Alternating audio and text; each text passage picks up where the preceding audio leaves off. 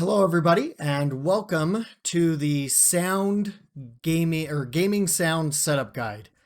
This is for Windows 10. I don't believe much of this will translate into other versions, but you can try. Windows 10 added a cool feature called Spatial Sound, which allows you to do a virtual 7.1 surround sound set in your headphones. So I'm going to quickly show you how to just quick and dirty set it up. And then the rest of the video will be a little bit more explanation of why you want to turn this on, what it is, etc. And then the end of the video is actually going to have kind of a more advanced setup guide for those of you that want a little bit more control over the situation. And maybe you have some games that have special needs to them. So anyway, so let's get into the quick and dirty. First, what you want to do quick note that I totally forgot to add in the original first take. So this is going to kind of get awkwardly inserted in the middle of the video here.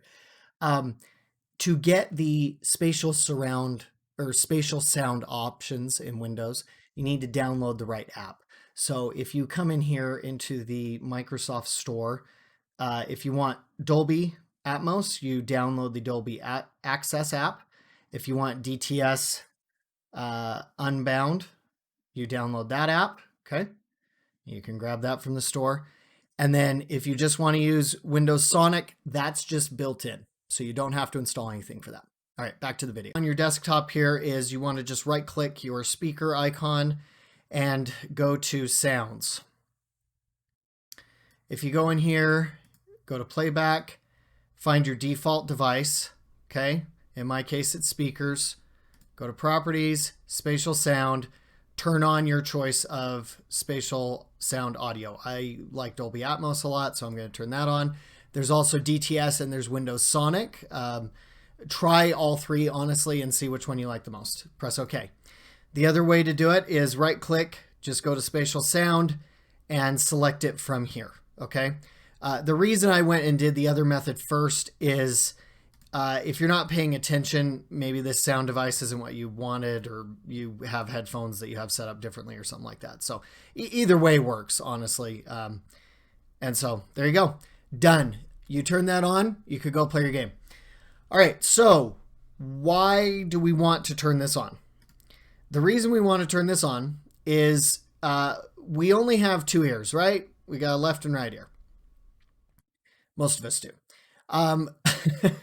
Sorry for you out there, Van Goghs out there that may be missing an ear, etc. I don't mean to make fun of that. Honestly, it's just most of us have two ears. That's how we hear things. So what happens is when you just have stereo sound, you're just playing sound out of a left and right channel. Now, some games, and again, we only have two ears, so that's fine, sort of. Spatial audio is more of how the sound is being processed. It's not like you magically have a bunch of speakers around you. So basically, in a simple game, left and right audio is playing, that's it. So to hear stuff in front of you, it gravitates more, it kind of sounds towards the center, so they balance it out between the left and right. And if it's behind you, you can't really tell that. It may sound farther away or something, but it's kind of hard to tell. Because again, the only information being fed is just a left and right channel. What spatial audio does in these games is it enables 7 channels, okay? So the game can now feed you 7 channels.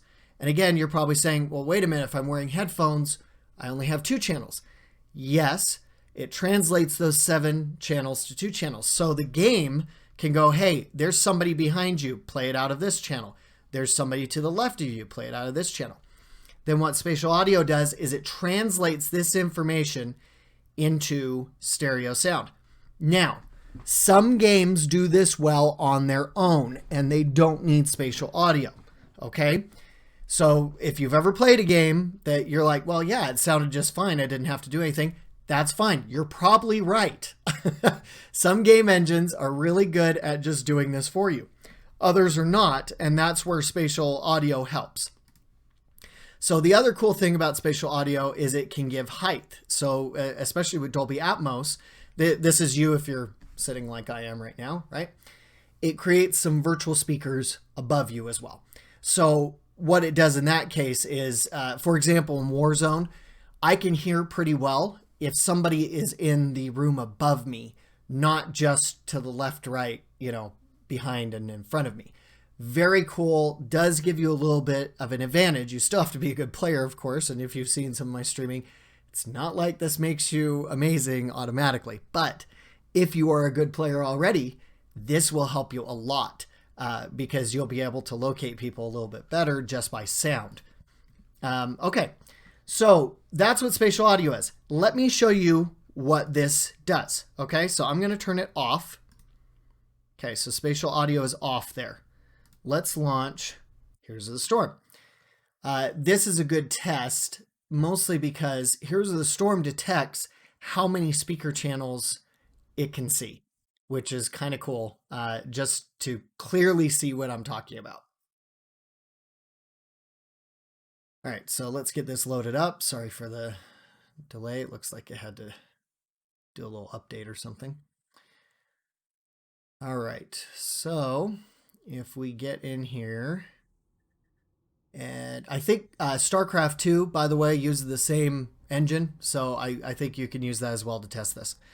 But if I go to Options, go to Sound, see how it says stereo here? So Here's the Storm is only going to feed sound left and right, and it will, try to help you with that a little bit, but it's not too immersive. I think headphone mode actually in Here's the Storm does a decent job with spatial audio, but I've had a much better experience using either Dolby Atmos or DTS in Here's the Storm, especially DTS actually. And the only reason I don't have DTS Unbound enabled right now on my computer is I've found it started just eating like random CPU cycles. We're talking like, I've got an 8700K with 6 cores, and it was using 70% at some times and then just stopping and using nothing. I have no idea what those weird peaks are. It was causing some weird lagging, so I turned it off for now. I'm hoping that's just a bug that they'll patch out, because as much as I love Atmos for a lot of things, DTS really sung in some games way better than Atmos even. So anyway, again, it's kind of a personal preference thing. Choose which one you want. Okay, so stereo sound, right? Let's go back and enable spatial audio and see what happens. Dolby Atmos for headphones. Okay, so here we go. We're going to launch Here's the Storm again. I do not know why it started doing this whole prepare game data every time. That must have been a recent patch. I don't remember it doing. Well, I don't know. Maybe my memory's just not good. Okay. Here we go. Let's see what the difference is, shall we? All right, go to Options, go to Sound. Oh, hey, what's this, guys? All right, so after we enabled Dolby Atmos, same things happen when you enable DTS.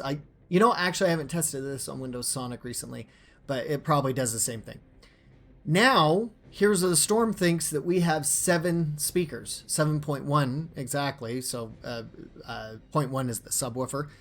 When you're wearing headphones, it doesn't really matter, but anyway.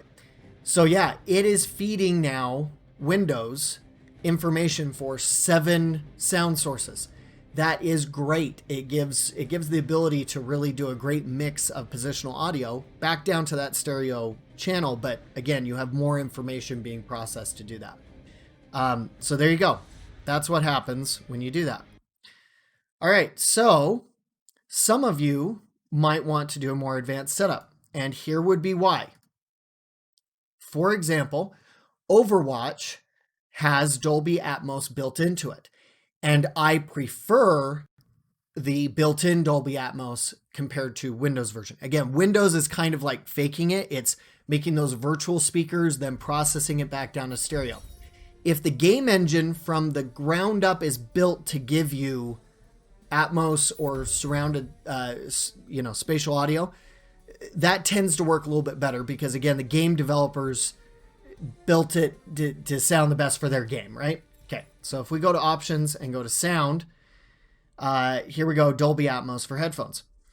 You do not want to run the in-game Dolby along with the Windows Dolby Atmos. If you run both of those versions of Dolby Atmos together, you'll get a weird echo effect. It's horrible. I've done it a million times accidentally. So what you want to do is you want to, in certain games, disable that and set a different sound device. So here's what we're going to do. Hold on just a moment here. Playback device right here. Okay. So for Overwatch, I have a little bit different of a setup. So let's actually get out of Overwatch just for a second, and we'll go into Windows first for my setup. Okay. So we're going to right click the speakers, go to sounds, and then go to playback. I really hope they keep this longer. It sounds like Microsoft's thinking of getting rid of this control panel stuff, which I really hope they don't do yet. Okay. So I've got a little bit different of a setup where I have two outputs. Okay. I have these speakers and then SPDIF out, which is optical. All right. And that optical output goes out to my headphones. All right. So what I set up here is this is going to make a lot more sense if we draw it out here. I forgot to draw this ahead of time. Okay. So I wanted the ability to have Windows spatial audio when I wanted, or to just have pure sound when I wanted, just that stereo sound right out from the computer when I needed it. To do that, in my case, and I've got a Astro A50 wireless headset, and that has optical in and out, okay? So the way I've got it set up physically is I have my computer tower here, and I've got that optical cable connected to my sound card, goes out to here, to my headphone base station, okay? So that's my Astro A50s. Then that another optical cable goes out from there to my speaker set. Those are supposed to be sound waves. Going to heaven, evidently. All right. So what that translates to in here is I've got my speakers set up as the default device. Okay. That's the default thing there. And then I go to recording and set up what you hear. I've got a sound blaster that has this. I believe on the Realtek cards, you have to show disabled devices or show disconnected devices, but then it's the stereo mix device, okay? You have the same thing on there. So what you would want to do is right click that either stereo mix device or what you hear, go to properties, go to listen and click listen to this device, okay? And then select your audio out, your SPDIF out device, okay? What that'll do, and you could do this with a lot of different devices. Let's say, for example, you want to use the USB audio device on your headphones. You could go down here and select those, okay? In fact, I think I have, headset, voice, or headphones game, yeah. So I could select either one of those and pass this speaker device through. So basically what you're doing is you're creating kind of a virtual cable that passes that sound from the speaker device to the optical device, okay? Now, what that lets me do here is I now can select in a game to use the speakers if I want to use Dolby Atmos, or use the optical if I do not want to use Windows Dolby Atmos and I just want pure sound, okay? So, excuse me, let's go to Overwatch and I'll show you how that looks. Right now it's just using the default device. That's just the Dolby speakers. If we go in here, oh, actually this is going to be a great example. For some reason that is not letting me select the optical device. That's okay. Let's go back and let's Alt Tab out of there and let's do this method. So if you can't select a different device in the game, go to Open Sound Settings, go to the bottom, go to App, Volume, and Device Preferences. And then let's find Overwatch here. See that? Let's select this. This is the default output device. And look at that. We could select Spit Out. What that'll do now is, according to Overwatch at least, and it probably won't show it in here, which is fine. Yeah, it's not going to show it in here. Now it's going to output through that optical device instead of the speaker device, which will allow it to use its own version of Dolby Atmos and not conflict with the other one. Okay, inserting a quick addendum again. So the reason, I forgot to mention why I have the optical audio pass-through instead of using the USB device on my headphones. I like to switch back and forth between my speakers, and I've got the Logitech, these are the Z906s. I don't think it has the model on there. It's the surround sound version that has like Dolby and DTS decoding on it. Here's the actual, speakers. Got them placed around my room. Anyway. Okay, so the reason I have it doing optical pass-through is to switch back and forth easily. So right now, if I'm playing audio, I can take my Astros off the base station. Sorry, let me put those to the side. Let's start. Oh, geez, who is this guy? All right. So you can hear coming through the headphones, right? All right, let's say I want to switch to my speakers. If you have it on two separate devices, you might have to, go to Windows and switch back and forth. In this case, all I have to do is just unmute my speakers. Welcome into the party, and now they're coming through the speakers. They'll come through the headphones at the same time, but I can just put these back on the base station and it automatically mutes them, or I could turn it down. Anyway, just really nice for me, just so I can avoid switching devices back and forth. It's especially nice in the middle of a game that does not like switching devices back and forth. So anyway, if you do need to do that, you can just switch here, by the way. But yeah, there's some advantages to doing it this way, and that's why I've got this set up. There might be better ways to do this, but this has worked well for me. All right, back to the video. Again, I'm sorry this is a little confusing. I hope you guys leave some comments with questions, and maybe I'll do like a follow-up video that clarifies this a little bit more. But this setup has worked really well for me. I've been using it now for about 6 months with no problems. You don't have to have a Sound Blaster card for this, again, and you don't necessarily have to have a pass-through situation like I do to get this set up either. You could do the same setup with a set of USB headphones if you do like the sound card speaker, and then do that trick I did with either the stereo mix out or what you hear, output it to the USB sound device. And then in this case, if you had a USB sound device, you would, if you wanted to bypass the Dolby Atmos or the Windows sound, you could just set it to the USB sound device in Windows like this. Do you kind of see where I'm going with that? I hope that's clear about how to do it and why you would want to do it. Again, I understand this is a confusing subject. I'm new at this. I'm not great at explaining these concepts yet. So please leave some questions and comments. If you have suggestions on how to explain this better, that would be great. If you have some links to some like audio visual stuff that would help add to this, that would be awesome too. This is really something that I'm trying to contribute to the community and to kind of perfect over time. So anyway, that's it. Sorry for going long and rambling. Again, like and subscribe, donate to the Patreon if you want to see more stuff like this. And again, I really look forward to seeing your comments and making a better version of this video in the future. Have a great day and see you later.